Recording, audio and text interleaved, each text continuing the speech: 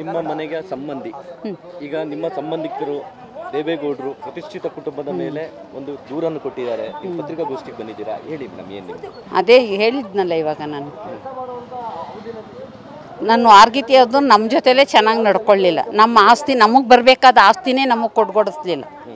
ಎಲ್ಲ ತಿಂದು ನೀರು ಕುಡಿದ್ಲು. ಅದೇನು ಮಾಡಿಕೊಂಡಿದ್ದಾಳೋ ಕೊಟ್ಕೊಂಡಿದ್ದಾಳೋ ಇನ್ನೊಂದು ಮಾಡಿದಾರೋ ಗೊತ್ತಿಲ್ಲ. ಅವರು ಅಲ್ಲಿಂದ ನಮ್ಮ ಆಸ್ತಿಗೆಲ್ಲ ಬತ್ತಿ ತಿಂದು ನೀರು ಕುಡ್ದು ಮತ್ತೆ ಅವ್ರ ಹತ್ರ ಹೋಗಿದ್ರು.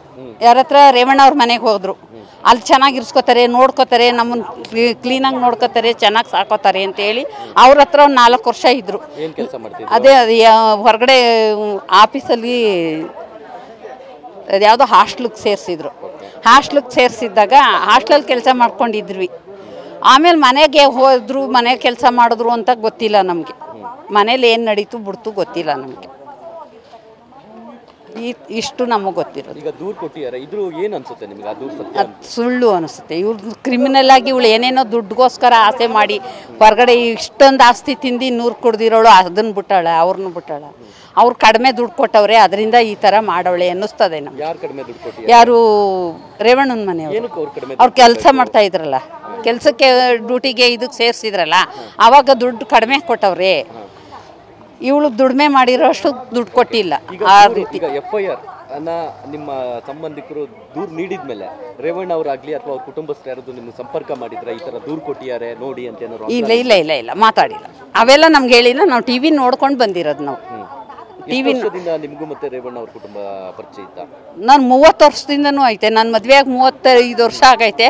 35 ವರ್ಷದಿಂದನೂ ರೇವಣ್ಣನ ಮನೆಯವ್ರಿಗೂ ನಮಗೂ ಸಂಬಂಧ ಇದೆ. ಈಗ ಏನು ಒಳ್ಳೆ ನರಸೀಪುರ ಪ್ರಕರಣದಲ್ಲಿ ಒಂದು ಕಂಪ್ಲೇಂಟ್ ಆಗಿದೆ. ಆ ಪ್ರಕರಣದ ಬಗ್ಗೆ ಏನು ಅನ್ಸುತ್ತೆ ಮೇಡಮ್? ಅವ್ರು ಹೇಳಿದ್ದಾರೆ ನನಗೆ ತುಂಬಾ ತೊಂದರೆ ಕೊಡ್ತಾ ಇದ್ರು. ಅದೇ ತುಂಬ ಅವ್ರಿಗೆ ಏನಕ್ಕೆ ತೊಂದರೆ ಕೊಡ್ತಾರೆ? ಇವ್ರು ಕೆಲಸ ಮಾಡಿದವ್ರು. ಇವ್ರು ನಮ್ಮನೆ ಈಗ ನಾನು ಬಂದಿದ್ದೀನಿ, ನೀನು ಮಾತಾಡಿಸ್ತಾ ಇದ್ದೀನಿ. ಎಷ್ಟು ಮಾತಾಡ್ಬೇಕು ಅಷ್ಟು ಮಾತಾಡಬೇಕು ತಾನೆ. ಮಿತಿ ಮೀರಿ ನಮ್ಗೇನೋ ಮಾಡಿದ್ರು ಅಂತ ನಾವು ನಿಮ್ಮ ಮೇಲೆ ತಿರ್ಕೊಂಡ್ರೆ ನೀವೇನು ಅನ್ನತ್ತೀರಾ? ಅದೇ ಆಗಿರೋದು. ಅದೇ ಆಗಿರೋದು. ಪ್ರಜ್ವಲ್ ವಿಚಾರವಾಗಿ ಈಗ ಸಾಕಷ್ಟು ವಿಡಿಯೋಗಳು ವೈರಲ್ ಆಗಿದೆ, ಓಕೆನಾ? ಅವರು ಆ ವಿಡಿಯೋವನ್ನ ನೋಡಿ ಗಾಬರಿ ಬಿದ್ದು ನಂದು ವಿಡಿಯೋ ಬರುತ್ತೇನೋ ಅಂತೇಳಿ ಅವ್ರು ದೂರು ಕೊಟ್ಟಿರೋಂಥದ್ದು. ಇದು ಏನನ್ಸುತ್ತೆ ನಿಮ್ಗೆ? ಒಂದ್ ಕಡೆ ವಿಡಿಯೋಗಳು ಆಲ್ರೆಡಿ ಹಾಸನ ರಾಜ್ಯ ಮಟ್ಟದಲ್ಲಿ ಸುದ್ದಿ ಆಗಿದೆ. ಆ ವಿಡಿಯೋಗಳ ಬಗ್ಗೆ ಅದ್ರ ಬಗ್ಗೆನೇ ನಮಗ್ ತಲೆ ಬಿಸಿಯಾಗಿ ನಾವು ಬಂದಿರೋದು. ಈ ಲೆವೆಲ್ ಹೊಂಟೋಯ್ತಲ್ಲ ನಮ್ಮ ತಪ್ಪು ಅವ್ರ ಹತ್ರ ಈಸ್ಕೊಂಡು ತಿಂದು ಅವ್ರೆ. ಅವ್ರ ಹತ್ರ ಸೌಲಭ್ಯ ಎಲ್ಲ ಪಡ್ಕೊಂಡವ್ರೆ. ಅದು ಸಾಲಲ್ಲ, ಇನ್ನೂ ಮಾಡ್ಲಿ. ನೀವು ಹೇಳ್ತಾ ಇರೋದು ಇಷ್ಟ.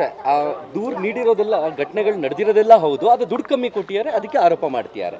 ಪಕ್ಕ ಅಂದ್ರೆ ನಮ್ಗೆ ಇದು ಅದೇ ಅನ್ಸುತ್ತೆ. ಅಂದ್ರೆ ದೂರೆಲ್ಲ ಕೊಟ್ಟಿರೋ ಸತ್ಯ, ದುಡ್ಡು ಕಮ್ಮಿ ಕೊಟ್ಟಿದ್ದಕ್ಕೆ ಈ ತರ ತಿರುಗಿಸವ್ರೆ.